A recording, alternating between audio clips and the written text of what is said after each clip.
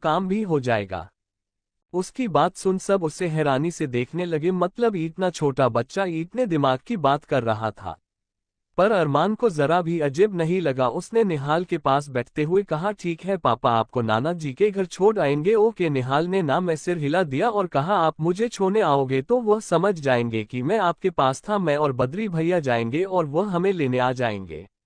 अरमान ने कुछ नहीं कहा, बस उसे गले लगाकर कहा, ओके कितने दिन में आओगे? निहाल ने एक माँ की तरह उसके सिर पर हाथ फेरते हुए कहा, डोंट क्राई बेबी, मैं 1-2 हफ्ते में वापस आ जाऊंगा। सब उसकी बात सुन अपनी मुस्कुराहट को रोक ही नहीं पाए। अरमान ने उसके माथे को चूमा और कहा, ठीक है, पर बॉडीगार्ड्स को साथ लेकर जाओगे और वहां पहुंचते ही मुझे कॉल करोगे, मैं महेश से बात कर लूंगा। निहाल ने सिर्फ हाँ में सिर हिलाया। कुछ ही देर में 3 गाड़ियां घर से निकली। पहली गाड़ी में बॉडीगार्ड्स थे और आखिरी में भी बीच वाली गाड़ी में निहाल और बद्री भैया के साथ में और बॉडीगार्ड्स थे। सब ने उसे बाय किया। सब घर के अंदर वापस आए। आर्यन ने सोफे पर बैठते हुए कहा, एक बात समझ नहीं आई निहाल, अरमान को पापा कहता है और वो अपने नाना जी के घर गया है, पर माही का मायका तो बनारस है और उसी के तो खुद के दादाजी है। फिर अरमान ने उसकी कंफ्यूजन को मिटाते हुए कहा, वो ऋषिता भाभी के परिवार वाले हैं, वो भी हमेशा से निहाल से जुड़े हुए रहे हैं। निहाल के नाना जी और उनकी फैमिली नासिक में रहती है, निहाल उन्हीं के पास गया है। आर्यन ने पानी पीते हुए कहा, अच्छा है, अब अकेले हो तो वैलेंटाइंस डे मना लेना दोनों। अरमान ने सोफे पर पसरते हुए कहा, कहाँ वैलेंटाइंस डे के दिन ही मैडम की कीमोथेरेपी है। उसकी बात सुन आरव ने कहा, पर उसमें तो अभी टाइम है ना।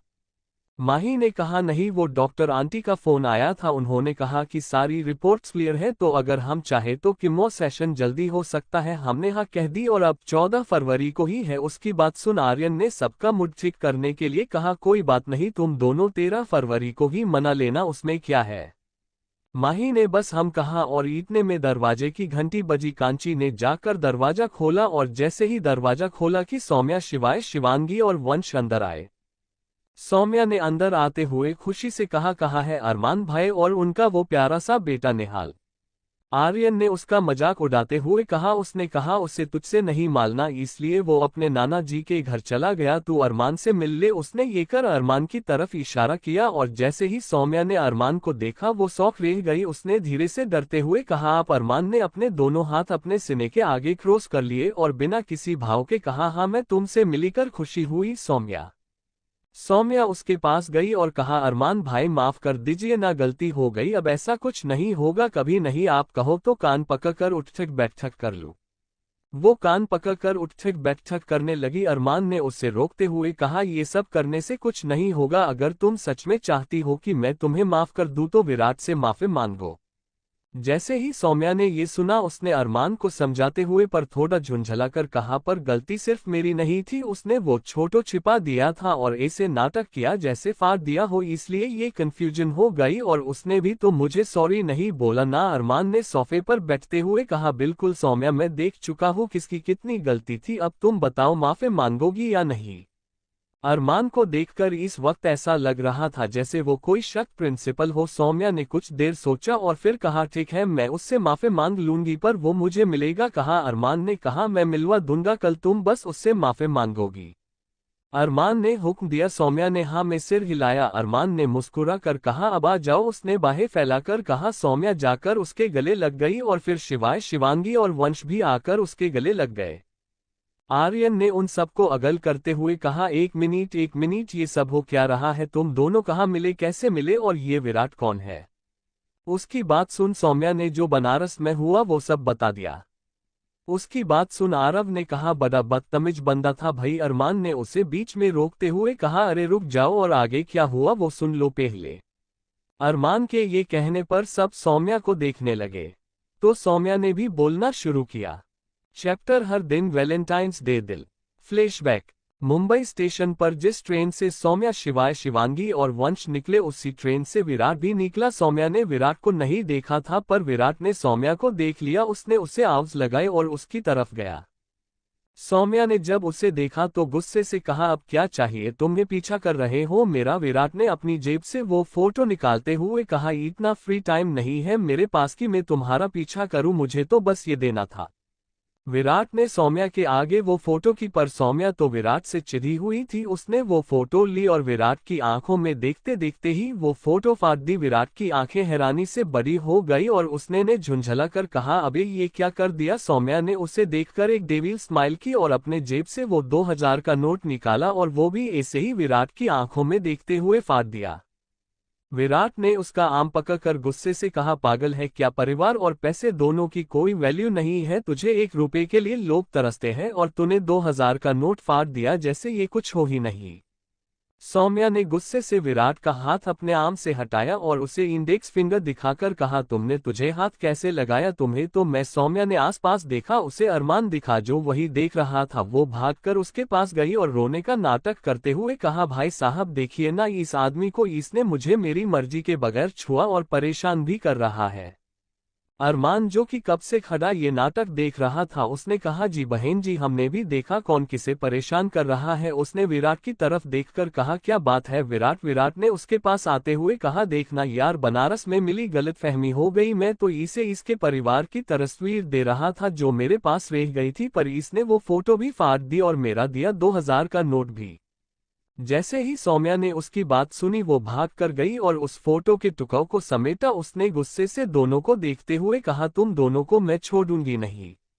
अरमान कुछ कहने को हुआ कि विराट ने उसे रोक लिया और कहा, गलती तुम्हारी है, तुमने ही फोटो फाड़ी है और तुम हमें गलत कह रही हो। वैसे भी परिवार मेरा हो या किसी और का कोई फर्क नहीं पड़ता, परिवार बस परिवार होता है। यही सोचकर ये तस्वीर तुम्हें लौटाई थी, पर तुम तो परिवार के लायक भी नहीं हो। उसने इतना कहा और वहां से चला गया। अरमान भी उसके पीछे चला गया। प्रेजेंट। अरमान ने सौम्या की तरफ देखते हुए कहा, वो एक पुलिस वाला है, हम दोनों ट्रेनिंग में साथ ही थे और तब से हमारी दोस्ती है। मैं उसे जितना जानता हूँ उस हिसाब से उसे लोगों को मुंह लगाने की आदत नहीं है। सब अब सौम्या को देख रहे थे, सबको इन सब में सौम्या की ही गलती लग रही थी। उसने धीमी आवाज में कहा, सॉरी। आर्यन ने बात संभालते हुए कहा, चल कोई बात नहीं, हम घर चलते हैं, मम्मा पापा से मिल लेते हैं। वैसे भी यहाँ आए बहुत देर हो गई है तो अब चलना भी चाहिए। सबने हाँ में सिर हिलाया और अपने अपने घरों को लौट गए। अब घर में सिर्फ माही और अरमान थे। माही को काफी थकान लग रही थी तो वो भी थोड़ी देर आराम करने चली गई और ऐसे ही पूरा दिन भी बीत गया। ये अगली सुबह थी। जब माही की नींद खुली तो उसकी आंखें खुशी और हैरानी से बड़ी हो गई। पूरा कमरा रेड रोज और हॉट से बलून से सजाया हुआ था और काफी सारे लव वाले ड्रीम कैचर भी थे। माही ये देख खुशी से उठी। उसकी नजर सामने टेबल पर रखे रेड रोज के बुके और गिफ्ट बॉक्स पर पड़ी। वह भाग कर गई और बुके को उठा लिया। उसमें एक चिट था। माही ने बुके से वो चिट निकाला और पढ़ा। उस पर लिखा था, आर्यन का आइडिया मुझे सही लगा। क्या फर्क पड़ता है कि वैलेंटाइंस डे कब है? प्यार करने वालों के लिए तो हर दिन वैलेंटाइंस डे ही है, तो आज हम अपना वैलेंटाइंस डे मनाते हैं अरमान। माही ने ये पढ़ा और उसके चेहरे पर स्माइल आ गई। उसने बुके साइड में रखा और उस गिफ्ट बॉक्स को ओपन किया। उसमें एक हल्के पिंक कलर की शिफॉन की साड़ी थी जिसकी बॉर्डर पर गोल्डन कलर की पतली सी लेस लगी हुई थी। माही ने उस साड़ी को देखा और उसके चेहरे पर बल पड़ गए। वो दुपट्टे से चिपती थी और अरमान ने उसे साड़ी गिफ्ट कर दी। उस बॉक्स में भी एक चिट थी। माही ने वो ओपन की जिसमें लिखा था, जानता हूँ प्रॉब्लम होगी पर आज तुम्हें ये साड़ी खुद पहननी होगी, स्माइल। माही ने वो साड़ी ली और तैयार होने चली गई। उससे सिर्फ साड़ी पहनने में लगभग आधा घंटा लगा। उसने साड़ी के साथ हिल्स पहन ली ताकि आज तो वो अरमान के सामने थोड़ी बड़ी लगे, पर अब प्रॉब्लम ये थी कि वो हिल्स और साड़ी दोनों एक साथ नहीं संभाल पा रही थी। फिर भी उसने जैसे तैसे कर उसे संभाला और दरवाजे तक आए। दरवाजे के हैंडल में 2 छोटे छोटे बैग्स टंगे हुए थे और एक चिट। माही ने वो चिट उठा कर पई, अब जब मेरे लिए इतना कर रही हो तो थोड़ा और सही अरमान। माही ने रोने जैसा फेस कर लिया और उन बैग्स को खोलकर देखा। एक में पायल थी और दूसरे में सिल्वर कलर के बहुत प्यारे झुमके थे। माही ने उन्हें पहना और नीचे चली आई। पूरा घर ऐसे ही सजाया हुआ था। माही को ये सब बहुत अच्छा लग रहा था। तभी उसकी नज़र सामने से आते अरमान पर पड़ी और वो क्या, दोनों ही एक दूसरे को देखते ही रह गई। अरमान ने आज पहली बार माही को साड़ी में देखा था और ऐसे सज-धज कर वो बस उसे देखता ही रह गया। और माही का भी यही हाल था। हमेशा शर्ट और जींस में रहने वाला अरमान उस शर्ट और जींस पर सिर्फ ब्लेजर पहनकर इतना हैंडसम लगेगा उससे कभी नहीं लगा था। अरमान ने व्हाइट शर्ट, ब्लैक पैंट और ब्लैक ब्लेजर पहन रखा था और हाथ में महंगी घड़ी। अरमान माही के पास गया और उसे एक रोज का बुके देते हुए कहा, प्लेन फिक्स है मैडम, यहाँ से जाकर किसी अच्छे से रेस्टोरेंट में खाना खाएंगे, फिर थोड़ी देर शॉपिंग करेंगे, फिर एक रोमांटिक मूवी देखेंगे और डिनर करके घर, और फिर घर पर एक और सरप्राइज। अरमान की इतनी बातें सुन माही बेहोश ही होने वाली थी। अरमान ने उसका हाथ पकड़ा और बाहर ले जाते हुए कहा, चलो बहुत काम है अभी। वो उसे ले गया और प्लेन के हिसाब से ही पहले रेस्टोरेंट में गए, वहां खाना खाया, फिर शॉपिंग करने मॉल गए, थोड़ी शॉपिंग की और फिर मूवी देखने चले गए। मूवी देखने के बाद दोनों ने डिनर किया और रेस्टोरेंट से बाहर निकल ही रहे थे कि सामने एक लड़की मिली। उसने रेड कलर की नी लेंथ फ्रॉक पहनी थी और बालों की एक हाई पॉनी टेल। ये मीरा थी, मीरा जैन। उसने अरमान और माही को देखते हुए कहा, हाय तुम दोनों यहाँ, और वो भी एक साथ। उसने माही की तरफ देखकर कहा, माही तुम अरमान के साथ क्या कर रही हो? तुम तो हमेशा कहती थी कि तुम किसी लड़के के साथ नहीं हो सकती, फिर आज कैसे? अरमान और माही दोनों ये बात जानते थे कि मीरा अरमान को पसंद करती है। माही ने अरमान की तरफ देखा, अरमान ने उसके हाथ पर पकड़ कस ली और मीरा की तरफ देखकर कहा, मीरा माही मेरी वाइफ है। जैसे ही मीरा ने ये सुना उसे एक शौक लगा। उसने हैरानी से बौखलाते हुए कहा, क्या वाइफ पर ये कैसे हो सकता है? माही तो तुमसे बहुत छोटी है और तुम दोनों का कोई मेल भी नहीं है, फिर कैसे? अरमान ने बिना किसी भाव के कहा, कोई बात नहीं मीरा, जरूरी नहीं कि सबको सब कुछ सही लगे, फिलहाल हमें देर हो रही है, फिर मिलेंगे। उसने इतना कहा और माही को वहां से ले गया। मीरा बस वही खड़ी दोनों को देखती रही। अरमान माही को लेकर घर आ गया। घर आकर देखा तो अब घर में वैसा कुछ भी नहीं था, सब साफ कर दिया गया था। अरमान ने माही को कमरे में चलने को कहा और दोनों कमरे में आए। माही को एक बार फिर शौक लगा। पूरे कमरे में रेड रोज थे और मोमबत्तियां जल रही थी। माही ने हैरानी से अरमान की तरफ देखा तो अरमान ने कहा, मेरा सरप्राइज तो अभी बाकी है ना? उसने माही को ले जाकर आईने के सामने खड़ा कर दिया और कहा, अपनी आंखें बंद करो और जब तक मैं ना बोलूं खोलना मत, चाहे कुछ भी हो।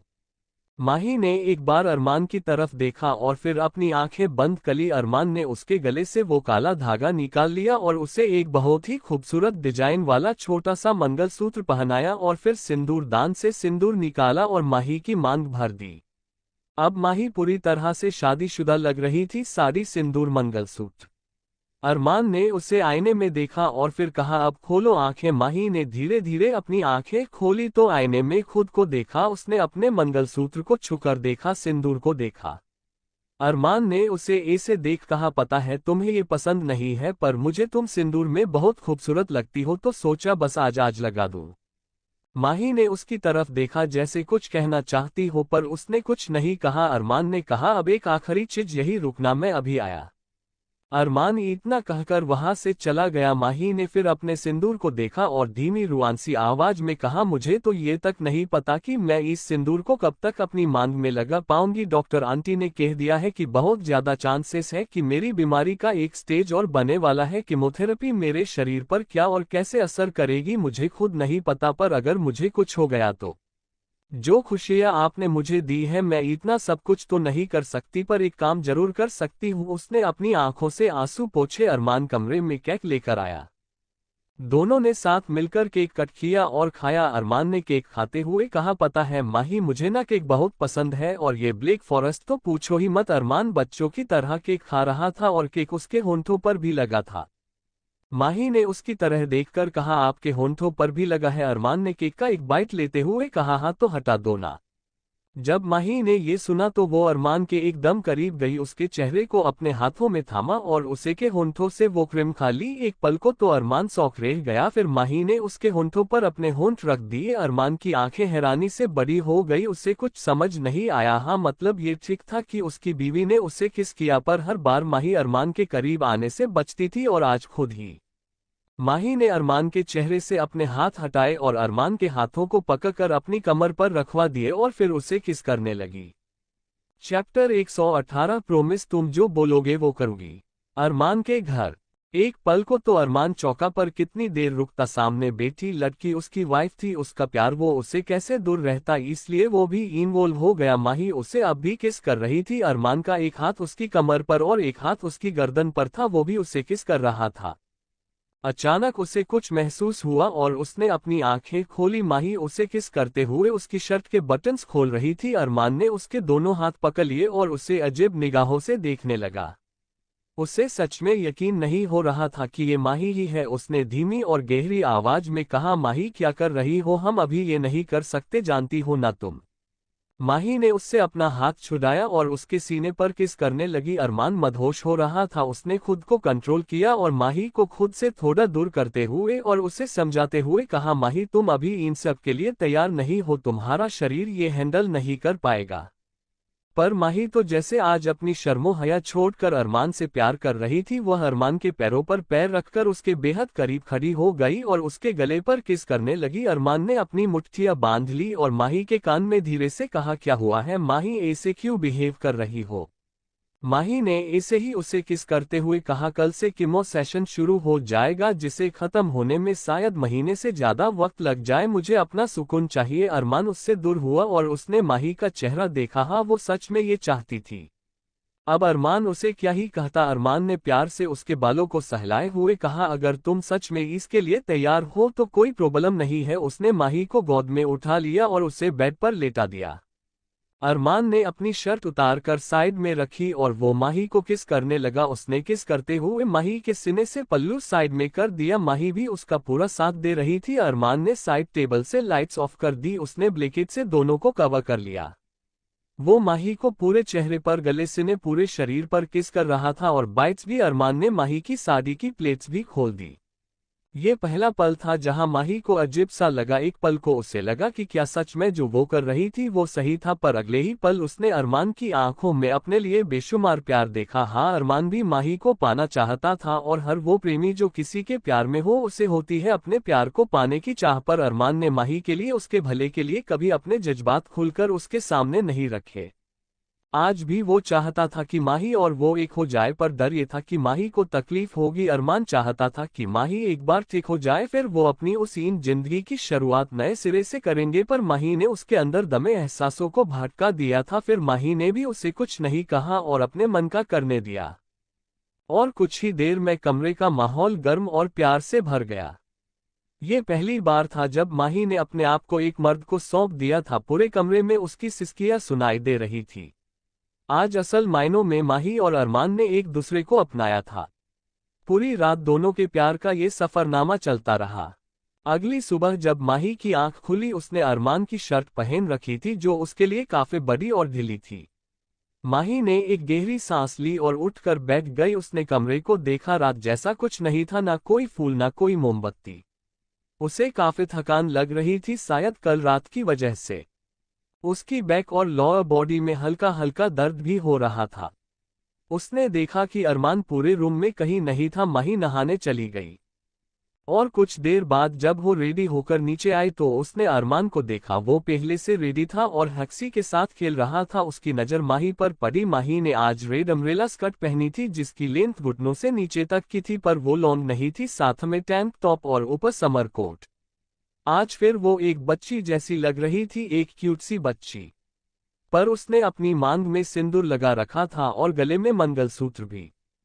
उसके बाल अब भी गीले थे जिन्हें बिना कॉम्ब किए बस ऐसे ही छोड़ा हुआ था। माही ने एक नज़र अरमान की तरफ देखा और सीधा किचन में चली गई। कल रात भले ही उसने फ्लो में आकर वो सब किया, पर अब उसे भी पता था कि वो जिस तरह बिना किसी शर्म के ये मांग कर रही थी वो उसे नहीं करना चाहिए था। अब उसे अरमान से आंखें मिलाने में भी शर्म आ रही थी। उसने नाश्ते के लिए एक प्लेट उठाए और जैसे ही उसने कुछ लेने के लिए हाथ बढ़ाया कि उसने अरमान को अपने बहुत करीब महसूस किया। वो भी कबर्ड से कुछ निकाल रहा था। माही ने अपना हाथ वापस खींच लिया। अरमान ने वहां से एक बिस्किट का पैकेट निकाला और माही के कान को हल्के से चुमा और वहां से चला गया। माही जानती थी कि ये हक उसने ही अरमान को दिया है, और ये क्या उसने कल रात अरमान को वो सारे हक दे दिए हैं जो एक पति के होते हैं। वो यही सब सोच रही थी कि डोरबेल बजी। माही किचन में ही थी तो अरमान ने जाकर दरवाजा खोला। दरवाजे से पहले सौम्या अंदर आए और फिर विराट। अरमान ने उन दोनों की तरफ देखकर कहा, अच्छा हुआ जो तुम दोनों आ गए, मैं तुम दोनों का ही इंतजार कर रहा था। तुम दोनों बैठो, मैं अभी आया। अरमान ने इतना कहा और अंदर चला गया। सौम्या ने उसके जाने के बाद बिना विराट की तरफ देखे कहा, एक दिल करोगे? विराट ने भी सोफे पर बैठते हुए कहा, कैसी डील। सौम्या जल्दी से जाकर उसके पास सोफे पर बैठी और कहा, आई नो कि तुम्हें भाई ने सब बता दिया होगा, आखिर 7 साल की गहरी दोस्ती है तुम दोनों की, पर मैं अपने भाई से पहली बार मिली हूँ और तुम्हारी वजह से मेरा फर्स्ट इंप्रेशन भी बुरा पड़ा, पर आज तुम मेरी एक हेल्प करो, अरमान भाई के सामने माफी लेने से इनकार कर दो और कह दो कि तुम भी इस गलती में उतने ही भागीदार हो जितनी मैं। विराट ने उसकी बातें सुन उसे घूर कर देखा तो सौम्या ने जल्दी से कहा, अरे फ्री में नहीं, इसके बदले तुम जो कहोगे मैं वो करने को तैयार हूँ, बस भाई के सामने इज्जत बचा लो प्लीज। विराट ने उसे एक पल के लिए घूरा और फिर कुछ सोचते हुए अपना हाथ आगे करके कहा, प्रोमिस करो कि जो कहूंगा वो करोगी। सौम्या ने जल्दी से उसके हाथ पर हाथ रखकर कहा, प्रोमिस, तुम जो बोलोगे वो करूंगी। विराट ने ठीक है कहा और इतने में ही अरमान आया, दोनों ने जल्दी से अपने हाथ हटा लिए। विराट ने अपने मन में कहा, अब आया ऊंट पहाड़ के नीचे, अब तुम्हें परिवार और पैसों की वैल्यू ना सिखाए तो मेरा नाम भी विराट मेहता नहीं। चैप्टर 119 कमाल की लड़की है। आर्यन के घर। जब सुबह भूमि की आंख खुली तो आर्यन कमरे नहीं था। भूमि की नजर अपने पास पड़े लेटर पर गई। उसने वो लिया और पढ़ा, जिस पर लिखा था, काम से बाहर जा रहा हूँ, शाम तक लौट आऊंगा, ब्रेकफास्ट रेडी है, लंच बाहर से ऑर्डर कर लेना और डिनर करने बाहर चलेंगे। अपना ख्याल रखना और घर पर ही रहना, टेक केयर आर्यन। जब भूमि ने लेटर पढ़ा उसके चेहरे पर स्माइल आ गई। उसने वो लेटर साइड टेबल पर रखा और नहाने चली गई। इधर दूसरी तरफ अरमान माही को अपने साथ लेकर आया और विराट के सामने करते हुए कहा, meet my wife Mahi Arman Shekhawat, sorry Shekhawat इसलिए क्योंकि अब ये तेरी बहन बाद में मेरी बीवी पहले है।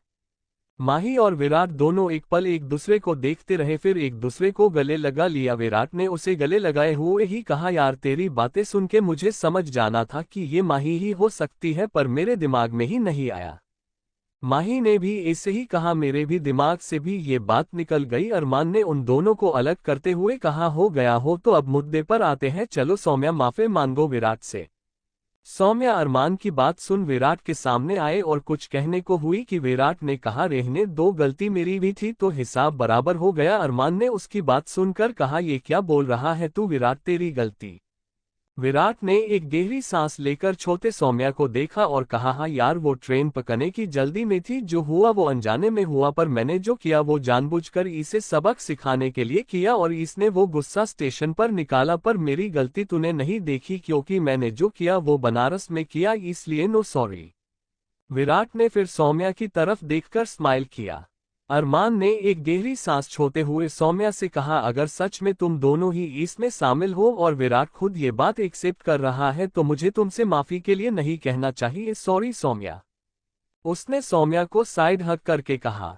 सौम्या ने उसकी बाह को पकड़कर कहा, इट्स ओके भाई, बस आपको सब समझ आ गया, ये बहुत बड़ी बात है। अरमान ने उसे देख बस स्माइल किया। सौम्या उससे अलग हुई और कहा, सॉरी भाई पर अब मुझे चलना होगा, मैं यहाँ जिस काम से आई थी वो तो हो गया, अब मुझे चलना चाहिए, मुझे और कुछ काम है। अरमान ने उससे ठीक है कहा। सौम्या वहां से चली गई। उससे ऐसे जाता देख विराट ने जल्दी से कहा, मुझे भी काम है तो मैं चलता हूँ, बाद में मिलते हैं, उसने इतना कहा और वहां से चला गया। जब बाहर आया तब तक सौम्या जा चुकी थी। उसने खुद से कहा, ये तो धोखा दे गई। अचानक उसकी नजर अपनी गाड़ी के विंडशील्ड ग्लास पर गई जहां लिपस्टिक से लिखा था, भागी नहीं हूं, बस काम है इसलिए जा रही हूं, और नीचे सौम्या का नंबर भी लिखा हुआ था। उसे देख विराट के चेहरा पर स्माइल आ गई। उसने खुद से ही कहा, कमाल की लड़की है। उसने विंडशील्ड ग्लास का फोटो खींच लिया और वहां से गाड़ी लेकर चला गया। इधर अरमान का फोन बजा, कॉल सांची का था। उसने थोड़ी देर बात की और फिर कॉल कट करके माही से कहा, मम्मा का फोन था, वो कुछ प्रॉब्लम हो गई है, तुम्हारा कीमो सेशन कल से शुरू होगा। माही ने बस हम कहा और कमरे में चली गई। पूरा दिन ऐसे ही बीत गया। इधर भूमि अकेली घर में बोर हो रही थी तो उसने बाहर पास ही में बने कैफे में जाने का सोचा और उसने अपनी सॉल ली और घर से बाहर निकल पड़ी। वो अपने घर के पास ही बने कैफे तक आए और उसके कदम वहीं ठहर गए। उसने आर्यन और शीना को एक साथ देखा, दोनों काफी खुश लग रहे थे और आर्यन के हाथ में रिंग भी थी। हाँ, ये वही लड़की थी जिसके साथ आर्यन उस दिन था। शीना ने आर्यन को एक कार्ड जैसा कुछ दिया और वहां से मुस्कुराते हुए चली गई। आर्यन जैसे ही पलटा कि उसने अपने सामने भूमि को देखा, उसके चेहरे को देखकर ही आर्यन को समझ आ गया कि भूमि ने क्या समझा। वो भूमि की तरफ बढ़ा पर उससे पहले ही भूमि पलटकर जाने लगी। आर्यन ने अपने कदम तेज किए और जाकर भूमि का आम पका और उसे अपनी तरफ पलटते हुए कहा, भूमि तुम गलत समझ रही हो। वो बस इससे पहले कि आर्यन कुछ और कहता, भूमि ने उसे हाथ दिखाकर रोकते हुए कहा, मैंने कुछ गलत नहीं समझा है आर्यन, आपने मुझे पहले ही बता दिया था कि आपका और शीना का एक रिलेशन है। मुझे पहले ही समझ जाना चाहिए था कि आज वैलेंटाइंस डे पर आप पूरे दिन उसके साथ ही रहेंगे। भूमि की आवाज में दर्द साफ झलक रहा था। आर्यन ने उसके हाथों पर पकड़ कसते हुए कहा, तुम गलत नहीं समझ रही हो, यही तुम गलत समझ रही हो। मैं पूरे दिन शीना के साथ नहीं था, मैं तो साइड देखने गया था और पूरे दिन वही था। शाम को जब वहां से निकला तुम्हारे पास आने के लिए तो शीना ने कॉल करके मिलने के लिए कहा और इसलिए हम यहाँ चले आए, विश्वास करो मेरा। भूमि को अब गुस्सा आ रहा था। उसने जोर से आर्यन को धक्का देकर खुद से दूर कर दिया और रोते हुए ऊंची आवाज में कहने लगी, क्यों करूं मैं आप पर विश्वास, आखिर आपने ऐसा किया क्या है जिससे मैं आप पर भरोसा करूं। हमेशा अपनी बात से पलटे हैं आप। क्या कहते थे आप, मेरे लिए कमिटमेंट सबसे ऊपर है और शादी मेरा लिए एक कमिटमेंट की तरह है। तुमसे शादी कली, अब सिर्फ तुम्हारे पास रहूंगा। पर फिर भी आप शीना के पास गए, आपने कहा था आप मुझे धोखा नहीं देंगे, आपने दिया। मुझे तो ये समझ नहीं आ रहा है कि आपने मुझे क्यों अपने साथ बांध रखा है। आपके हाथ में रिंग है, आप उसे प्रपोज करने वाले थे और फिर भी आपको मुझसे ये छुपाना पड़ रहा है। पर मैं आपके रास्ते में कभी नहीं आया आर्यन। भूमि ने अपने आंसू पोंछे और एक लंबी सांस लेते हुए कहा, इट्स ओके, अब आप खुलेआम ये कर सकते हैं क्योंकि हमें जोने वाली जो वजह थी हमारा बच्चा वो अभी इस दुनिया में है। नहीं तो अब मैं खुशी से आपसे अलग हो सकती हूँ। तो आप जाए और अपनी गर्लफ्रेंड को प्रपोज कीजिए और मुझे जाने दीजिए।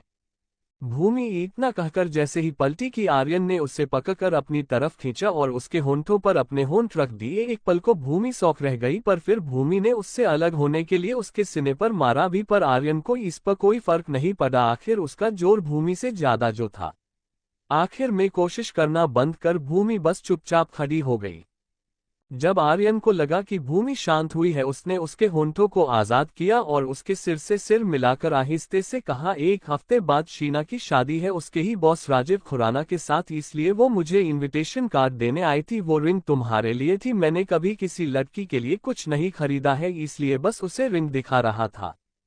जब भूमि ने ये सुना तो उसने ऊपर उठकर आर्यन के चेहरे को देखा। आर्यन ने उसके चेहरे को अपने हाथों में थाम कर कहा, जानता हूँ मुझ पे भरोसा करना तुम्हारे लिए इतना आसान नहीं है, पर ये तो जानती हो ना कि मैंने तुमसे कभी कोई झूठ नहीं बोला है। भूमि, जानता हूँ कि तुम अभी शायद ये बात नहीं समझोगी, पर ये सच है, तुमसे पहले जो था सो था, पर तुम्हारे बाद कोई नहीं होगा। तुम मेरी लाइफ की वो लास्ट लड़की हो जिसे मैंने प्यार किया है और मैं हमेशा तुम्हारा होकर ही रहूंगा। इस बात का भरोसा भी मैं तुम्हें जल्द ही दिला दूंगा। उसने हल्के से भूमि के माथे को चुम लिया। उसने अपने आसपास देखा तो भूमि के तमाशे की वजह से और उस किस की वजह से सबका ध्यान उन पर ही था। आर्यन ने भूमि का हाथ पकड़ा और उसे वहां से ले गया। दूसरी तरफ यहाँ आरव और कांची का एक अलग ही सीन चल रहा था और वो दोनों हस्बैंड वाइफ कम और बेस्ट फ्रेंड्स ज्यादा लग रहे थे। चैप्टर 120, शादी करनी है मुझसे। आरव के घर। आरव और कांची दोनों वीडियो गेम खेल रहे थे। ये आखिरी राउंड था और कांची जीत गई। उसने खुशी से आरव को गले लगाकर कहा, ये हम जीत गए, हम जीत गए। आरव ने उसे खुद से दूर करते हुए कहा, ओ कि तुम जीत गई, बस अब चलो खाना खा लेते हैं। दोनों डाइनिंग एरिया में आ गए। वहां बहतो ही अच्छी अच्छी इंडियन डिशेस थी, दाल मखनी, वेज पुलाव, छोले बरट, पनीर रायता, तंदूरी रोटी और मीठे में रबड़ी और जलेबियां। दोनों आकर बैठ गए और सारा खाना फिनिश कर दिया। खाना खाने के बाद कांची ने अपने हाथ टिश्यू पेपर से पोंछते हुए कहा, सच में आज का दिन हमारी लाइफ का बेस्ट डे था। मतलब चॉकलेट्स, आइसक्रीम, सारे स्ट्रीट फूड्स, घर पर ही मूवीज, वीडियो गेम्स, फुल मस्ती, ऊपर से ये ढाबे का खाना। और आज पूरा दिन हमें ये महसूस ही नहीं हुआ कि आज वैलेंटाइंस डे था। हमें ऐसा लगा जैसे हम फ्रेंडशिप डे मना रहे हो। आज का दिन बहुत प्यारा था। कांची को इतना खुश देख आरव के चेहरे पर भी स्माइल आ गई और उसने उठते हुए कहा, तुम चाहो तो रात भी प्यारी हो सकती है। उसने जैसे ही ये कहा कांची ने उसकी तरफ देखा, पर उसने ये बात कैजुअली कही थी और वो उठकर वहां से चला गया। पर कांची जानती थी कि आरव ने जो कहा वो उसके मन से कहा। कांची अपने मन में सोचने लगी, आप हमेशा हमारी खुशी का ख्याल रखते हैं और हमेशा से रखते आए हैं, पर हमने आपको तब भी तकलीफ ही दी और आज भी तड़पा ही रहे हैं। अचानक उसके चेहरे पर स्माइल आ गई। वो अपने कमरे में चली गई। टीवी के सामने बैठा आरव कब से कांची का इंतजार कर रहा था, पर जब वो नहीं आए तो आरव खुद उसे देखने चला गया। जब आरव कमरे में आया तो उसने कांची को व्हाइट साड़ी में देखा। उसे अजीब लगा। उसने कांची की तरफ जाते हुए कहा, रात के समय तैयार होकर कहाँ जा रही हो तुम? कांची ने स्माइल की और कमरे से बाहर निकलते हुए कहा, हमने अभी न्यूज पढ़ी, बारिश होने वाली है तो हम टेरेस पर जा रहे हैं। आरव को कुछ समझ नहीं आया। वो भी उसके पीछे चलने लगा। उसने कंफ्यूज्ड होते हुए पूछा, तो बारिश आने वाली है, इसमें तुम तैयार होकर टेरेस पर क्या जा रही हो? डिनर करना है क्या बारिश के साथ? बातें करते करते दोनों टेरेस पर पहुंच गए। कांची ने अपने फोन में म्यूजिक ऑन किया और फोन को ऐसी बड़ी जगह रख दिया जहां पानी ना लगे। उसने आरव का हाथ पकड़ा और कहा, बारिश के साथ डिनर नहीं, आपके साथ बारिश में डांस करना है। दोनों डांस करने लगे और गाना शुरू होते होते बारिश भी शुरू हो गई। बहुत प्यारा गाना बजने लगा। मुझमें सफर तू करती रहे, हर एक सांस में गुजरती रहे, शामो सुबह तू मेरा, तेरे बिना क्या मेरा, दो जिस्म जान एक है, न होना कभी तू जुदा, तेरी मेरी कहानी है बारिशों का पानी, बनके जो इश्क बरसे, तेरी मेरी कहानी दो। दोनों डांस करते करते कब एक दूसरे के इतने करीब आ गए पता ही नहीं चला। दोनों ही बारिश में पूरे भीग चुके थे। आरव से रहा नहीं गया और उसने कांची के उन भीगे होंठों पर अपने होंठ रख दिए। कांची ने भी उसे नहीं रोका, वो भी उसका साथ दे रही थी। और जब कांची को सांस लेने में दिक्कत हुई तब आरव ने उसके होंठों को छोड़ा और उसके गले पर किस करने लगा। वो कांची बेतहासा चूमे जा रहा था और कांची बेचैन हो रही थी। उसने आरव को खुद से अलग किया और वहां से जाने लगी, पर आरव ने उसका हाथ पकड़कर रोक लिया और उसे अपनी तरफ खींचकर उसकी गर्दन और पीठ पर किस करने लगा। कांची की आंखें बंद थी। उसने आरव के हाथ पर हाथ रखकर कहा, आरव यहाँ नहीं। जैसे ही आरव ने ये सुना उसकी आंखें चमक उठी। उसने एक स्माइल की और कांची को गोद में उठाकर नीचे कमरे में ले आया और बेड पर लेटा दिया। आरव ने जाकर लाइट्स ऑफ कर दी। दोनों अपने प्यार की बारिश में भीगते जा रहे थे, एक दूसरे में उतरते जा रहे थे। अब सुबह का इंतजार था जो इनकी जिंदगी में नई खुशियां लेकर आने वाली थी। दूसरी तरफ ये मुंबई का दूसरा इलाका था, यहाँ बारिश नहीं हो रही थी। रात के 9 बजे बज रहे थे और एक सुनसान सड़क पर खड़ी सौम्या अपने फोन में न्यूज देख रही थी। वो भी यही न्यूज पढ़ रही थी कि आज मुंबई के कई इलाकों में बारिश हुई है और कई इलाकों में होने की संभावना है। सौम्या ने खुद से ही कहा, अब यहाँ बारिश शुरू होने से पहले ये कैब आ जाए बस। वो यहाँ कैब का इंतजार कर रही थी। ये ऐसी बड़ी ही सड़क थी जहाँ दिन में भी इतनी गाड़ियां नहीं चलती थी, तो ये तो रात थी। और एक बात, ये वही जगह थी जहाँ अभय और सांची पहली बार मिले थे। क्या पता सौम्या की भी लाइफ में ऐसा कुछ हो जाए। सौम्या वहां खड़ी कैब का इंतजार कर रही थी कि उसकी नजर वहां से उसकी तरफ आती 2 बाइक्स पर पड़ी। वो 4 लड़के थे और 2 बाइक चला रहे थे और 2 जो उनके पीछे थे उनके हाथों में बियर बोतल्स थी। चारों नशे में लग रहे थे। उन्होंने सौम्या को देख बाइक रोक दी। सौम्या इन जैसे गुंडों से डरती नहीं थी, पर फिलहाल वो अकेली थी, चारों का सामना नहीं कर सकती थी। उसने एक पतली गली देखी और वहां से भागी और दूसरी गली से निकलकर फिर उसी रोड पर आ गई। उसने पीछे मुड़ के देखा। उसने उन लड़कों को उलझा दिया था, पर अब उसकी लोकेशन का क्या। वो बार बार पीछे देख रही थी कि कहीं वो लड़के पीछे तो नहीं आ रहे। अचानक वो किसी से टकरा गई। वो गिरने को हुई तो बचने के लिए उस इंसान को पकड़ लिया। उसने उसका चेहरा नहीं देखा था। उसने धीरे से कहा, प्लीज मेरी हेल्प कीजिए, कुछ लड़के मेरे पीछे पड़े हैं प्लीज। अचानक उसके कान में एक जानी पहचानी आवाज पड़ी, तुम यहाँ क्या कर रही हो? उसने जब ऊपर देखा तो ये और कोई नहीं विराट था। आज पहली बार सौम्या को उसे देखकर खुशी हो रही थी। उसने उससे गले लगा लिया और कहा, विराट प्लीज मेरी हेल्प कर दो, कुछ लफंगे मेरे पीछे पड़े हैं। विराट ने उसे खुद से दूर किया और चिढ़ते हुए कहा, तुम लड़कियों का भी अलग ही चलता है, जो अच्छे हैं उनसे लड़ती हो और जो बुरे हैं उनसे डरती हो। सौम्या ने देखा आज विराट अपने मजाकिया अंदाज में नहीं बल्कि काफी सीरियस था। वो कुछ कहने को हुई कि विराट ने कहा कैब बुक क्यों नहीं की। सौम्या ने बेचारा सा मुंह बनाकर कहा कि थी पर पता नहीं क्या हुआ, कब से वेट कर रही हूं आई ही नहीं। विरान ने अपने दोनों हाथ अपने सिर पर रखे और एक गहरी सांस लेकर अपना फोन निकाला। उसने सौम्या के लिए कैब बुक की और उससे कहा यहाँ से अगले मोड़ पर चली जाओ, कैब बस 5 मिनट में आ ही रही है, जाओ। सौम्या उसे देख रही थी। पता नहीं क्यों पर उसे विराट कुछ अजीब लग रहा था। थोड़ा टेंशन में सौम्या सोचने लगी मेरा तो ठीक है पर ये यहाँ क्या कर रहा है और अब भी मुझे भगा रहा है, करने क्या वाला है ये। विराट ने उसे ऐसे देखते देख कहा क्या है, शादी करनी है मुझसे। सौम्या ने कंफ्यूज होते हुए कहा नहीं तो। विराट ने झुंझला कर कहा तो ऐसे मुझे निहार क्या रही हो, जाओ ना। उसने रास्ते की तरफ हाथ से इशारा करते हुए कहा। सौम्या मुंह बिगाड़ते हुए वहां से चल दी। इतने में विराट का फोन बजा और वो बात करने लगा। सौम्या वहां से पहली गली तक पहुंची थी कि उसने सामने से उन लड़कों को आते देखा। उसने पलटकर विराट को देखा जो फोन पर बात कर रहा था। सौम्या वही बने बेंच के पीछे छुप गई और वो लड़के सौम्या को वहां ना देख वहां से चले गए। तभी उसने अरमान की गाड़ी को आते देखा, वो वही छुपी रही।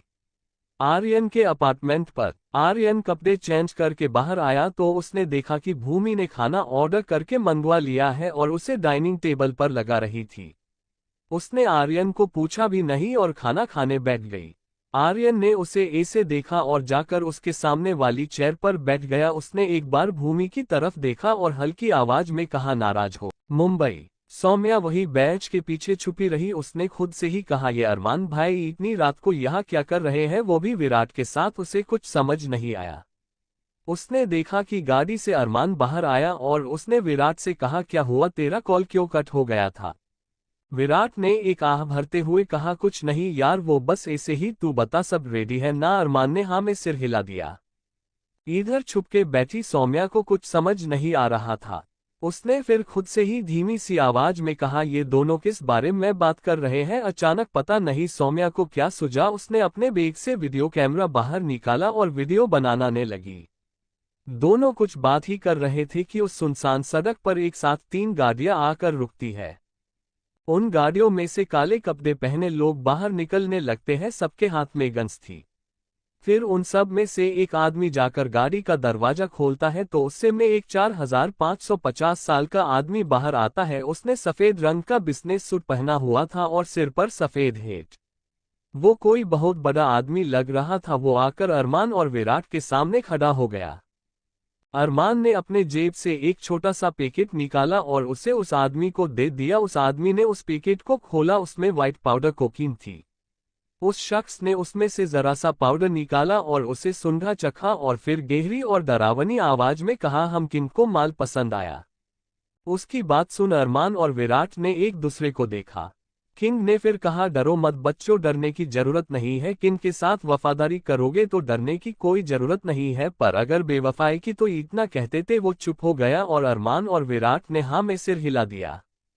किंग ने ऊंची आवाज में कहा तुम्हारा काम हो गया, अब जाओ यहां से। उसकी बात सुन दोनों अपनी अपनी गाड़ियों में बैठे और वहां से निकल पड़े। ये सारी चीजें दूर छुपकर बैठी सौम्या रिकॉर्ड कर रही थी। उसने उन दोनों की गाड़ियों को वहां से जाते देखा और कहा ये सब क्या हो रहा है यहाँ, ये आदमी कौन है और भाई इससे मिलने यहाँ क्यों आए थे और उन्होंने क्या दिया इसे। अचानक सौम्या के कान में आवाज पड़ी ले आओ उसे। सौम्या ने उस तरफ देखा तो किंग के लोग एक आदमी को अधमरी हालत में घसीटते हुए उसके सामने ले आए। एक आदमी ने किंग को चाकू दिया। किंग ने उस आदमी का जबड़ा पकड़ा और अपनी डरावनी आवाज में कहा देखा, किंग के साथ गद्दारी करने का नतीजा इससे भी बुरा होने वाला है तुम्हारे साथ, पर अफसोस कि तुम वो देख नहीं पाओगे क्योंकि तुम देखने के लिए जिंदा ही नहीं बचोगे। किंग ने उस आदमी के पेट में चाकू डाल दिया। ये देख सौम्या डर से चिल्लाने वाली थी पर उसने खुद ही अपने मुंह पर हाथ रखकर अपनी आवाज को रोक लिया। किंग ने उस आदमी के पेट में लगभग 1011 बार चाकू मारा और फिर चाकू जमीन पर फेंक दिया।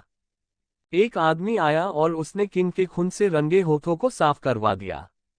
किंग ने वापस गाड़ी में बैठते हुए कहा इसकी लाश का वो हाल करना कि इसके घरवाले तक इसे न पहचान पाए। किंग गाड़ी में बैठा और 2 गाड़ियां वहां से निकल गई। तीसरी गाड़ी में उस आदमी की लाश को लेकर गए।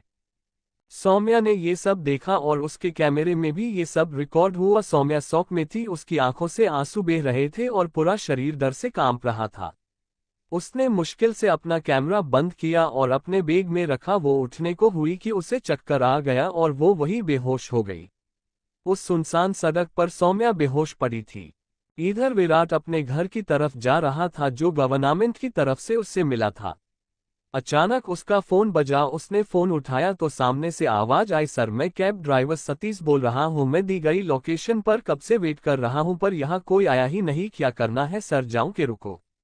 जैसे ही विराट ने ये सुना उसने जोर से गाड़ी का ब्रेक लगाया। उसने चौंकते हुए कहा, क्या आपने अभी तक किसी को पिकअप नहीं किया? उसकी बात सुन सामने से सतीश ने कहा, अरे साहब कोई होगा तो लेकर जाऊंगा ना, यहाँ कोई नहीं है। उसकी बात सुनते ही विराट ने गाड़ी वापस घुमाई और सतीश से कहा, तुम वहीं रुको मैं आ रहा हूं। सतीश ने हाँ कह के फोन रख दिया। विराट के मन में अब कई ख्याल आने लगे। अगर सौम्या कैब तक पहुंची ही नहीं तो गई कहाँ? कहीं वो वापस उसी जगह पहुंच गई तो वो लड़के उसे उठाकर ले गए होंगे या किंग ने उसे देख लिया होगा तो क्या होगा? विराट को अब खुद पर ही गुस्सा आ रहा था कि उसने सौम्या को अकेले जाने को कहा ही क्यों। वो उसी जगह पर वापस आया, गाड़ी रोकी और बाहर आकर सौम्या को ढूंढने लगा। अचानक उसकी नजर बेंच के साइड में पड़ी। वहां उसे एक हाथ दिखा। विराट बेंच की तरफ भागा। उसने सौम्या को वहां बेहोश देखा। उसने सौम्या को अपनी गोद में लिया और उसके गाल थपथपाते हुए कहा, सौम्या सौम्या उठो, क्या हुआ है तुम्हें? सौम्या पर सौम्या तो उठी ही नहीं। विराट ने उसे गोद में उठा लिया और ले जाकर अपनी गाड़ी में बिठाया। इतने में वहां सतीश भी आ गया। उसने विराट को देखकर कहा, क्या बात है साहब, सब ठीक है ना? विराट ने हाँ में सिर हिलाया। उसे कुछ पैसे दिए और वहां से जाने को कहा और खुद सौम्या को लेकर सीधा हॉस्पिटल गया। हॉस्पिटल में डॉक्टर ने सौम्या को चेक किया और फिर बाहर आकर कहा, उन्हें कुछ नहीं हुआ है, वो डरने की वजह से बेहोश हो गई है, पर कोई बात नहीं, हमने उन्हें इंजेक्शन दे दिया है, आप उन्हें आज रात यही आराम करने दीजिए। विराट ने हाँ में सिर हिलाया और वही एक बेंच पर बैठ गया और सोचने लगा, आखिर सौम्या वहां क्या कर रही थी और उसने ऐसा क्या देखा जो वो इतनी डर गई कि बेहोश ही हो गई? कहीं उसने अरमान और उसे तो नहीं देख लिया, पर वो इतनी देर तक वहां क्यों थी? क्या किनका कुछ? विराट यही सब सोचतू बेंच पर ही सो गया। Chapter 122 NCB। अरमान के घर। जब अरमान घर वापस लौटा तब तक माही सो चुकी थी। अरमान सीधे वॉशरूम में चला गया। उसने कबर्ड के एक हिस्से में अपनी गन को छुपा कर रख दिया ताकि उस पर किसी की या माही की नजर ना पड़े। फिर वो आईने के सामने जाकर खड़ा हुआ। उसने अपने हाथों को देखा, उसमें थोड़ी सी कोकीन लगी हुई थी। अरमान ने अपने हाथ में लगी कोकीन को देखते हुए गंभीर स्वर में कहा, जब तक तुम्हें पूरी तरह से खत्म नहीं कर देता तब तक मैं चैन से नहीं बैठूंगा। उसने अपने हाथों को अच्छे से रगड़ के धोया। कुछ देर बाद वो कपड़े चेंज करके बाहर आया। उसने देखा कि माही एक बच्चे की तरह सिकुड़ कर सो रही थी। अरमान ने उसे ब्लैंकेट ओढ़ाया और आकर उसके पास लेट गया। उसने माही के चेहरे को ध्यान से देखा, वो काफी सुकून से सो रही थी। अचानक अरमान को किंग के साथ आज जो कुछ भी हुआ और उसकी वो दिल याद आ गई। उसने प्यार से माही के माथे को चूम लिया और मन में खुद से ही कहा, इन सब की तो परछाई भी तुम पर नहीं पने दूंगा कभी। कुछ ही देर में उसे नींद आ गई। इधर दूसरी तरफ आर्यन के अपार्टमेंट में दोनों अब तक डाइनिंग टेबल पर ही बैठे थे। भूमि न खुद उठ के जा रही थी और न ही आर्यन को जाने दे रही थी। वो बस रोए जा रही थी। उससे बहुत बुरा लग रहा था अपनी गलती के लिए। बेचारा आर्यन कब से उसे बार बार समझा रहा था कि कोई बात नहीं, हो जाती है गलतफहमी, पर वो मान ही नहीं रही थी, बस रो ही रही थी। अब तो आर्यन भी उसके रोने से इरिटेट हो रहा था। उसने अपने दोनों हाथ टेबल पर मारते हुए चिल्ला कर कहा, अबे बस इतना क्या रो रही हो? बाढ़ लाने का इरादा है क्या? कब से कह रहा हूँ चुप हो जाओ, पर नहीं, बस रोना है तुम्हें। अगर अब तुम और रोई ना तो मैं तुम्हें किस कर लूंगा। आर्यन ने ये सब एक ही सांस में कह दिया और अब वो जोर जोर से सांसें ले रहा था। भूमि उसकी बातें सुन और उसे ऐसे गुस्से में देख डर गई और चुप हो गई। आर्यन अपनी जगह से खड़ा हुआ और कहा, मैं कमरे में जा रहा हूं और अगर मुझे तुम्हारे रोने की आवाज आए तो मैं फिर बाहर आकर तुम्हें किस करूंगा, तो अब चुपचाप रहना। भूमि ने डर के मारे बस हाँ में सिर हिला दिया। आर्यन अपने कमरे में चला गया। अचानक पता नहीं भूमि को क्या हुआ और वो जोर जोर से रोने लगी। उसके रोने की आवाज सुन आर्यन भागकर बाहर आया और उसके पास आते हुए हड़बड़ाकर कहा, अब क्या हो गया, क्यों रो रही हो? आर्यन उसके पास गया पर भूमि बिना कुछ बोले बस रो रही थी। और अब आर्यन का गुस्सा बेकाबू हो रहा था। उसने बड़बड़ाते हुए कहा, गलती खुद ने की है और सजा मुझे दे रही है मेरे कान के पर्दे फाड़कर। उसने एकदम से भूमि को चेयर से खड़ा किया, अपने एकदम करीब करके उसके होंठों पर अपने होंठ रख दिए। भूमि की आंखें हैरानी से फैल गई, पर उसने कुछ रिएक्ट नहीं किया। आर्यन उसे और पैशनेटली किस करने लगा। जो किस उसने भूमि का मुंह बंद करने के लिए की थी वो अब जुनून का रूप ले रही थी, और ये भूमि ने भी महसूस किया। आर्यन ने उसके होंठों से अपने होंठों को अलग कर दिया और उसके गले और गर्दन पर किस करने लगा। भूमि ने कस के उसकी शर्ट अपनी मुट्ठियों में भींच रखी थी। वो ये बात अच्छे से जानती थी कि उसने ही आर्यन को भड़काया है। आर्यन ने उसे गोद में उठा लिया और उसे कमरे में ले जाकर बेड पर लेटा दिया। भूमि अब भी उसे एकटक देख रही थी। आर्यन ने उसे ब्लैंकेट से कवर कर दिया और अपनी वर्क साइड की तरफ जाते हुए कहा, तुम्हें चोट लगी है, सो जाओ। भूमि उसके कहने का मतलब समझ गई। उसने कुछ नहीं कहा। वो बस लेटे लेटे आर्यन को काम करते हुए देख रही थी और पता नहीं कब उसे नींद भी आ गई। इधर हॉस्पिटल में विराट बेंच पर बैठे बैठे ही सो गया था। रात के 1 बजे बज रहे थे। बाहर बारिश शुरू हो चुकी थी और बिजलियां भी चमक रही थी। वार्ड के अंदर सौम्या को सपने में भी वही सब दिख रहा था। उस आदमी का खून से लथपथ शरीर। सौम्या की अचानक आंख खुल गई। वो जोर जोर से सांस ले रही थी। सौम्या एक बहुत ही खुशमिजाज की चंचल लड़की थी। उसे लड़ाई झगड़े खून खराबे से बहुत डर लगता था। मुंबई में ये सब बहुत था, इसलिए ही तो वो मुंबई से ज्यादा बेंगलोर में रहना पसंद करती थी।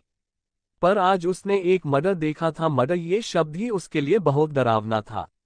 अचानक उसे महसूस हुआ कि वो कहाँ है। उसने अपने आसपास देखा तो उसे समझ आया कि वो हॉस्पिटल में है। वो जल्दी से उठी और बाहर की तरफ भागी। उसने वहां बाहर ही विराट को देखा। वो सो रहा था। सौम्या उसे उठाए बगैर वहां से चली गई और ऐन वक्त पर तभी पता नहीं कैसे विराट की आंख खुल गई। उसने सौम्या को बाहर की तरफ जाते देखा तो वो भी उठकर उसके पीछे भागा और उसने सौम्या को पकड़ भी लिया। उसने सौम्या को अपनी तरफ पलटते हुए कहा, क्या हुआ है तुम्हें और ऐसे कहा जा रही हो। सौम्या काफी डरी हुई थी। वो बस विराट से छूटने की कोशिश कर रही थी और उसने बस एक ही रट लगा रखी थी, वो मार डालेगा, उसने मार दिया, वो मुझे भी मार डालेगा, वो मुझे भी मार डालेगा। विराट को उसे ऐसे देख कुछ समझ नहीं आ रहा था। उसने सौम्या को झिंझोड़ते हुए चिल्ला कर कहा, सौम्या होश में आओ, कोई नहीं है यहाँ, तुम मेरे साथ हो, मेरे रहते तुम्हें कोई कुछ नहीं कर सकता। विराट के इतनी जोर से चिल्लाने से सौम्या होश में आए। उसका पूरा चेहरा पसीने से भीगा हुआ था और डर उसके चेहरे पर साफ दिख रहा था। उसने कसके विराट को गले लगा लिया और रोने लगी। विराट उसके सिर को सहलाए हुए उसे शांत कराने लगा। कुछ देर दोनों ऐसे ही खड़े रहे। फिर विराट ने उसे गोद में उठाया और फिर उसी बेड पर ले जाकर उसे लेटा दिया। अच्छा हुआ कि वो एक छोटा सा हॉस्पिटल था, जिस वजह से वहां ज्यादा लोग नहीं थे, बस डॉक्टर्स और 2 पेशेंट थे। विराट ने उन सब से माफी मांगी और उन्हें वापस भेज दिया। इस बार विराट सौम्या के बेड के पास ही बैठा और उसके सिर को सहलाने लगा। उसे कुछ समझ नहीं आ रहा था। वो सोचने लगा, मैंने सौम्या को भेजा पर वो कैब तक पहुंची ही नहीं, ना मैंने उससे आते देखा ना जाते। मैं फोन पर था, अगर सौम्या वहां थी भी तब भी उसने सिर्फ वो दिल देखी होगी या फिर हमारे जाने के बाद भी कुछ। पर क्या विराट ने अपना सिर पकड़ लिया क्योंकि सौम्या ने और कुछ देखा या नहीं, पर उस दिल को तो देखा ही होगा। और अगर उसने विराट का तो छोड़ो, पर अरमान को गलत समझ लिया तो। विराट ने अपना सिर पके हुए ही कहा, अब इसे कौन बताए कि इसका भाई एनसीबी के लिए काम करता है और वो खुद नारकोटिक्स इंस्पेक्टर है। चैप्टर 123, मुझे नहीं करवाना कुछ भी। सुबह का वक्त हॉस्पिटल में। सुबह जैसे ही सौम्या की आंख खुली कि उसके सामने का नजारा देख चौंक गई। सामने विराट अपने हाथ बांधे खड़ा था। सौम्या ने उसे देखा कि उसे कल रात की सारी बातें याद आने लगी। वो फिर पैनिक हो रही थी। विराट ने उसे घूर के देखा और कहा, अब अगर कल वाली कोई हरकत की ना तो सीधा पागल खाने भिजवा दूंगा, इसलिए शांत हो जाओ और मेरे सवालों के जवाब दो। विराट उसके पास गया और उसका चेहरा अपने दोनों हाथों में थाम लिया। सौम्या का शरीर कांप रहा था। विराट ने उससे कहा, सौम्या मेरी तरफ देखो, मेरी तरफ देखो। सौम्या ने उसकी तरफ देखा तो विराट ने लंबी सांसें लेते हुए कहा, सौम्या लंबी सांस लो, लंबी सांस लो। हाँ ऐसे ही, यस। वो सौम्या को शांत कराने की पूरी कोशिश कर रहा था। सौम्या भी अब काफी हद तक शांत हो चुकी थी। विराट ने अब शांति से कहा, अब बिना डरे शांति से बताओ कि तुमने कल क्या देखा, तुम वहां क्या कर रही थी और तुम बेहोश कैसे हुई। सौम्या को उसके सवाल सुन के याद आया कि उसने कल वीडियो बनाई थी। उसने डरी हुई आवाज में कहा, मम्मा मेरा बैग। विराट ने हाँ में सिर हिलाया और जल्दी से उसका बैग ले आया और उसे दिया। सौम्या ने जल्दी से उस बैग को खोला और उसमें से अपना वीडियो कैमरा बाहर निकाला। उसने कांपते हाथों से उस कैमरे को ऑन किया और उस वीडियो को लगाकर विराट की तरफ किया। विराट ने उस कैमरे को अपने हाथ में लिया और देखने लगा। इधर दूसरी तरफ आरव की जब आंख खुली तो उसने देखा कि कांची तैयार हो चुकी थी। उसने पीले रंग की सिंपल अनारकली ड्रेस पहनी थी। आरव ने उसे ऐसे देख उठते हुए कहा, इतनी सुबह सुबह तैयार होकर कहाँ जा रही हो। कांची ने उसकी तरफ देखा और फिर वापस माथे पर बिंदी लगाते हुए कहा, आज माही की फर्स्ट कीमोथेरेपी है, हमें अरमान के घर जाना है, माही के साथ ही रहेंगे हम। और वैसे भी मिता बुआ भी घर आ चुकी होंगी, उनके सवालों के जवाब भी देने पड़ेंगे। विराट भाई भी मुंबई आ चुके हैं और वो भी सीधा हॉस्पिटल में ही मिलेंगे। बहुत टेंशन हो रही है, पता नहीं क्या होगा।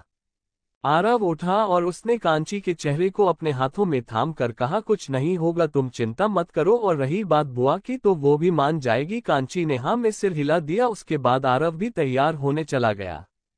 आर्यन के फ्लैट पर भी आर्यन और भूमि दोनों तैयार थे और अरमान के घर जाने के लिए बस निकल ही रहे थे। भूमि की चोट अब काफी हद तक ठीक हो चुकी थी पर दवाइयां अब भी वो ले रही थी। उसका मिसकैरेज हुआ था, इसलिए डॉक्टर ने उसे कुछ वक्त के लिए इसे अवॉइड करने को ही कहा था। भूमि कार के पास ही वेट कर रही थी और इतने में आर्यन आया। उसने आज ब्लैक जींस और ऑरेंज कलर की शर्ट पहन रखी थी और वहीं ऊपर के 2 बटन्स खुले और स्लीव्स फोल्ड की हुई। उसके हाथ में फोन था और वो फोन में ही कुछ कर रहा था। भूमि ने उसे देखा और खुद ही मन में कहा, अगर ऐसा हस्बैंड होगा तो नशे में क्या होश में भी गलती हो ही जाएगी। उसने अपना सिर झटका और खुद ही को डांटते हुए कहा, छी छी, ये मैं क्या सोच रही हूँ। भूमि तुम ना एकदम पागल हो गई हो। इतने में आर्यन उसके पास आया और कहा, चले। भूमि ने हाँ में सिर हिलाया और दोनों गाड़ी में बैठे और अरमान के घर की तरफ निकल पड़े। अरमान के घर। माही काफी टेंशन में लग रही थी। वो डाइनिंग टेबल पर बैठी बस चम्मच हिला रही थी। अरमान ने उसे ऐसे देखकर कहा, अब मुझे समझ आ रहा है कि तुमने इतने टाइम अपना इलाज क्यों नहीं करवाया। माही ने उसकी बात सुन उसे देखा और पूछा, क्यों। तो अरमान ने फ्रूट सैंडविच की एक बाइट लेते हुए कहा, क्योंकि तुम्हें कीमोथेरेपी और दूसरे सारे इलाज से डर लगता है ना। माही ने उसकी बात सुन मुंह बना लिया और अपने सामने रखा दलिया खाते हुए कहा, आपके साथ ऐसा कुछ हो तब समझ आए कि हर दिन ये दलिया और हरी सब्जियां खाना कैसा होता है। ऊपर से इलाज के दौरान 1000 बार इंजेक्शन दिए जाते हैं, कभी टेस्ट के लिए तो कभी दवाई के लिए। हर दिन शरीर के अंदर और बाहर दोनों साइड दर्द बर्दाश्त करना पड़े, तब समझ आए। माही का मुंह रोना जैसा हो गया था। उसने एक और चम्मच खाया और रोते हुए कहा, ऊपर से आज तो मिता बुआ भी वापस आ गई है, क्या कहेंगे हम उन्हें कि हमने ये सब क्यों किया। आप तो कुछ कहने से रहे, सब मुझे ही अपने सिर लेना पड़ेगा हूँ। माही को खुद नहीं पता था कि वो टेंशन में क्या बोले जा रही थी। अरमान उठा और उसके करीब आकर उसके आंसू पोंछते हुए कहा, सब ठीक हो जाएगा, मिता बुआ तुम्हें कुछ नहीं कहेंगी। पापा ने उनसे बात कर ली है और रही बात सुई इंजेक्शन के दर्द की तो वो सिर्फ कुछ देर के मेहमान है, उसके बाद तुम्हें दोनों ही दर्द नहीं होंगे। हम। माही ने हाँ में सिर हिला दिया और अरमान को गले लगा लिया। उसने उसे गले लगाए हुए ही कहा, केमो सेशन के वक्त आप मेरे साथ रहेंगे ना। अरमान ने हाँ में सिर हिलाते हुए कहा, मैं तो तुम्हारा पीछा मरने के बाद भी नहीं छोड़ने वाला। फिर ये औरती क्या चीज है। माही उसकी बात सुन मुस्कुराए। इतने में घर की घंटी बजी।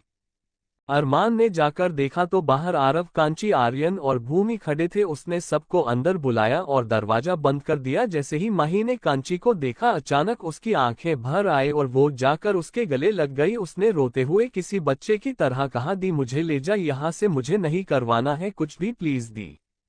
कांची ने उसके माथे पर हाथ फेरा और उसे शांत कराने लगी, नहीं नहीं माही ऐसा मत बोला, तुम्हें कुछ नहीं होगा, बस थोड़ी देर की बात है और फिर हम सब वहां होंगे। और डॉक्टर आंटी वो तो तुम्हारे साथ अंदर ही होगी ना, प्लीज रो मत, कुछ नहीं होगा माही। अरमान के अपनी मुट्ठियां बांध ली।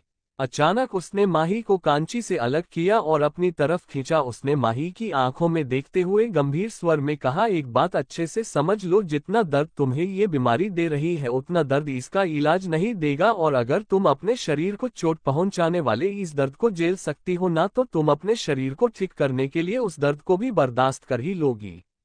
माही बस उसके चेहरे को देख रही थी। अब उसने अरमान की आंखों में देखा। जितना डर उसे इस वक्त कीमो सेशन से लग रहा था, उससे कई ज्यादा डर अरमान की आंखों में था, उसे खोने का। माही शांत हो गई। अरमान ने उसका हाथ पकड़ा और बाहर ले जाते हुए कहा, हमें देर हो रही है, चलना होगा। सब उनके पीछे ही निकले और अपनी अपनी गाड़ी से हॉस्पिटल पहुंचे। इधर विराट ने जब वो वीडियो देखा तो उसकी आंखें फटी की फटी रह गई। उसने हैरानी से सौम्या को देखा तो इसलिए सौम्या इतनी डरी हुई थी और अब भी वो इतनी डर रही थी। वो कुछ कहता कि इससे पहले ही उसका फोन बजा। उसने फोन उठाया, सामने वाले की बात सुन उसने ठीक है कहा और फिर सौम्या की तरफ देखा। उसने धीमी आवाज में कहा, माही हॉस्पिटल में है, तुम चलोगी? इस वक्त सौम्या अकेले नहीं रहना चाहती थी। उसने जल्दी से हाँ में सिर हिला दिया तो विराट ने उसे सहारा देकर खड़ा किया। सौम्या फ्रेश हुई और दोनों माही से मिलने निकल पड़े। विराट के मन में अब एक ही ख्याल चल रहा था, अरमान को ये बात बतानी है, पर अभी माही हॉस्पिटल में हो और वो क्या बताए अरमान को और कैसे। चैप्टर 124 आप सिर्फ हमारे हैं। हॉस्पिटल में शेखावत फैमिली भी वही मौजूद थी। सब माही को ऑल बेस्ट कहने आए थे।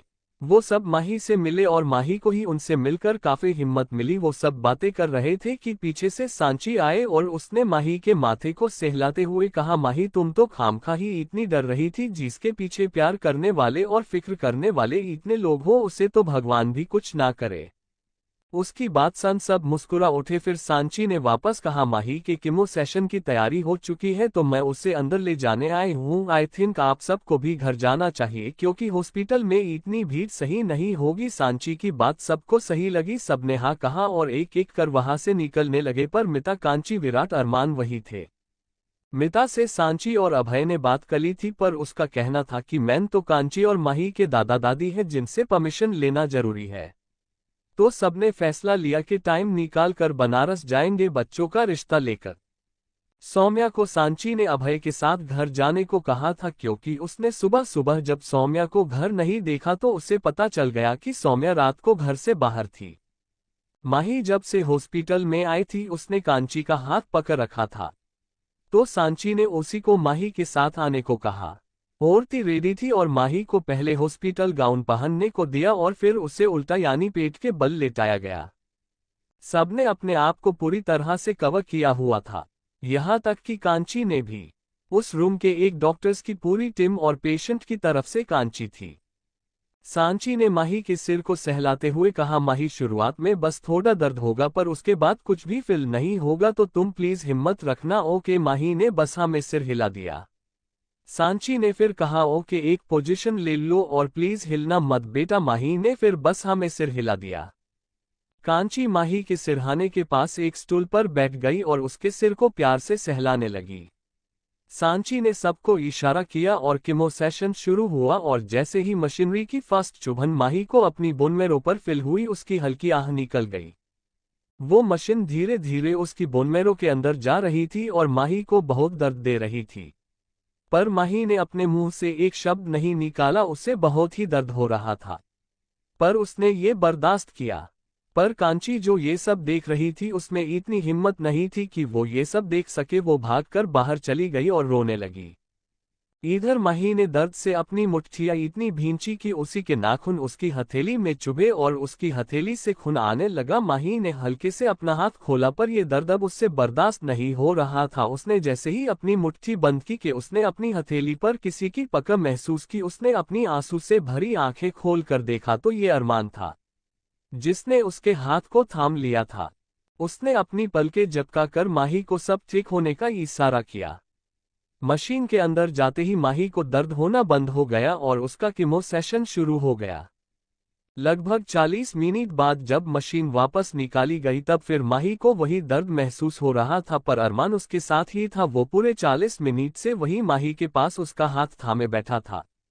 जब कीमो सेशन खत्म हुआ तब मशीन्स वहां से हटाई गई। सांची ने एक बार फिर माही के सिर पर हाथ फेरकर कहा, कॉन्ग्रेट्स माही, तुम्हारा फर्स्ट सेशन कंप्लीट हुआ। तुम थोड़ी देर आराम करो, उसके बाद तुम्हें ये दर्द नहीं होगा क्योंकि इससे कोई घाव नहीं पड़ता है और तुम यहाँ आराम करो, तब तक मैं तुम्हारा ये ब्लड सैंपल लैब भिजवा देती हूँ। ओके। सांची वहां से बाहर चली गई और अब माही को ऐसा लगा जैसे उसे नींद आ रही हो। वो वही लेट लेट ही सो गई। जब माही की आंख खुली तो उसने खुद को अरमान के घर ही बेडरूम में बेड पर देखा। विराट वहां नहीं था, पर कांची और मिता वही उसके पास कमरे में थी। कांची ने माही के सिर पर हाथ फेर कर कहा, माही प्लीज हमें माफ कर दो, मेरे अंदर इतनी हिम्मत ही नहीं थी कि हम वहां रुक पाए, प्लीज हमें माफ कर दो। माही अब भी पेट के बल ही सो रही थी। उसने महसूस किया कि उसकी पीठ और कमर में अब दर्द नहीं हो रहा था। वो धीरे से उठी और सीधी बैठते हुए कहा, कोई बात नहीं दी वहां तू, क्या मैं भी होती तो यही करती, पर हम घर कब आए। इस बार सामने बैठी मिता ने कहा, अरमान तुम्हारी रिपोर्ट्स आते ही तुम्हें यहाँ ले आया था और वही तुम्हारे साथ सेशन के वक्त मौजूद था। दोनों बहनों ने मिता की तरफ बेचारा सा मुंह बनाकर देखा, जैसे उससे माफी मांग रही हो। पर मिता ने उनकी बातों में ना आते हुए कहा, मेरे सामने ये मासूम सी शक्लें ना बनाओ, अब तो जो भी कहना है माँ बाबा से कहना। शेखावत फैमिली बहुत जल्द तुम दोनों के रिश्ते लेकर बनारस जाएंगे, तब देखेंगे क्या होता है। उसने ये कहकर उन्हें और डरा दिया। इतने में अरमान कमरे में सूप का बाउल लेकर आया। उसने मिता और कांची की तरफ देखकर कहा, बुआ कांची, आप दोनों सुबह से परेशान हो रहे हो, मुझे लगता है अब आपको थोड़ी देर आराम करना चाहिए, मैं हूं माही के पास। उसकी बात सुन मिता ने गला साफ करते हुए कहा, हाँ तुमने सही कहा, मुझे घर जाना है, कांची को भी मैं घर छोड़ दूंगी, तो कांची तुम भी चलो। कांची भी उसकी बात समझ गई और उसने कहा, हाँ बुआ हम भी चलते हैं, आरव जी को तो हमने हॉस्पिटल से ही भेज दिया था, फिर हम किसके साथ जाएंगे, इससे अच्छा है हम आप ही के साथ चलते हैं। दोनों ने माही को बाय कहा और वहां से निकल गई। माही ने उन्हें बहुत रोका पर वो मानी ही नहीं। और अब घर में सिर्फ अरमान और माही थे। इधर दूसरी तरफ ये शेखावत मेंशन का ही कोई कमरा था और एक लड़की उस बंद अंधेरे कमरे में बैठी अरमान की तस्वीर को देख रही थी और वो पागलों की तरह बार बार बड़बड़ा रही थी, आप ऐसा नहीं कर सकते अरमान, आप ऐसा नहीं कर सकते, आपने हमें धोखा दिया है, आप सिर्फ हमारे हैं तो आप माही से शादी कैसे कर सकते हैं, नहीं हम ये नहीं होने देंगे, हम उस माही को जीने ही नहीं देंगे, फिर आप सिर्फ हमारे होंगे। क्रमशः chapter 125 I love you. Aryan के अपार्टमेंट पर जब भूमि और आर्यन घर पहुंचे तो भूमि ने अंदर जाते ही पूछा, कहिए क्या खाएंगे आप, हम बना देते हैं। भूमि अब ठीक थी, इसलिए वो घर के काम भी करती थी।